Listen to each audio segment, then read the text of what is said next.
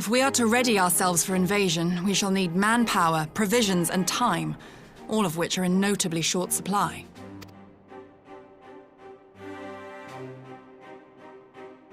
Candid as ever, Yugiri, and correct, I concede. Fortunately, I have an idea.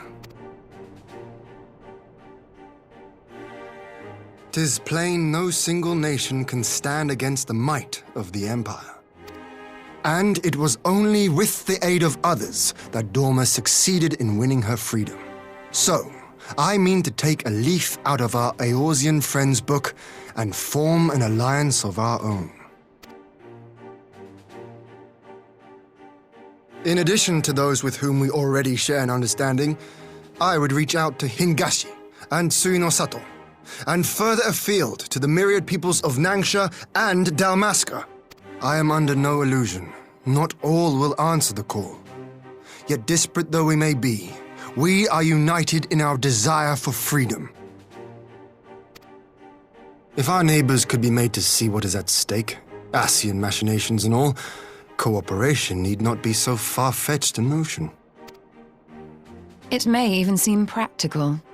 Under the guidance of our former leader, Master Louis Soir, we once strove to unite the fractious city-states of Eorzea. I dare say that experience shall be of use in your endeavor. We should be glad of your wisdom. For the record, I would have been in favor of this plan even if it hadn't been my grandfather's, but I have to ask, how will we secure the time to carry it out? Not that anyone has forgotten, but the Garleans have airships. Lots and lots of airships. Should they catch wind of our plan, they could send an armada to overwhelm us before our alliance had even begun to take shape. Not if we deny them access to the skies.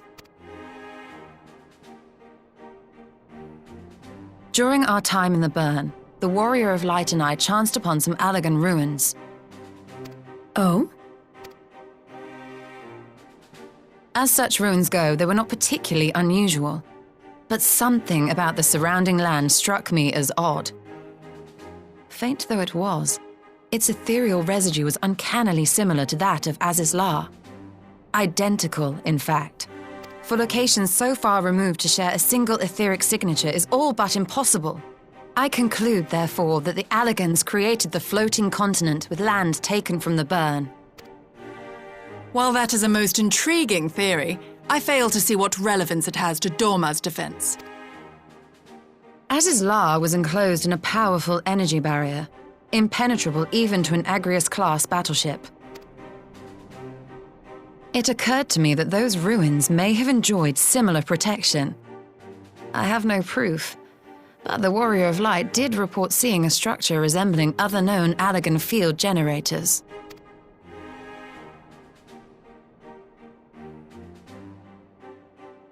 All right. But even if we could put up such an energy barrier, it surely wouldn't extend beyond the limits of the Burn. So what's to stop the Garleans flying around it?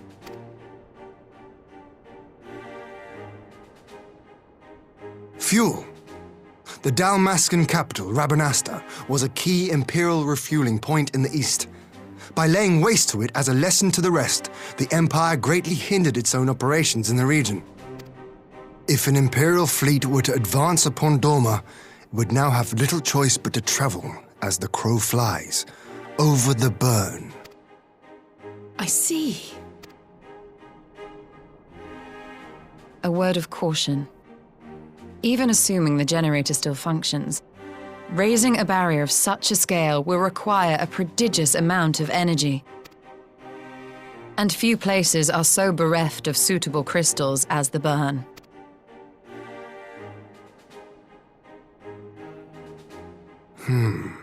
A source of energy. Tell me, did the Allagans make a habit of launching things into the sky? A curious question. Besides Azizlar, I know of only one other notable instance. The Red Moon Dalamud, whose fall triggered the calamity. Just the two occasions, you say? Then I believe I may have a solution to our energy problem. You do? I may. To find out for sure, we would need to visit the Azim Steppe. Which would, I now see, present the perfect opportunity to discuss an alliance with the Zayla tribes. How very neat. What say you then? Shall we see whither this road leads?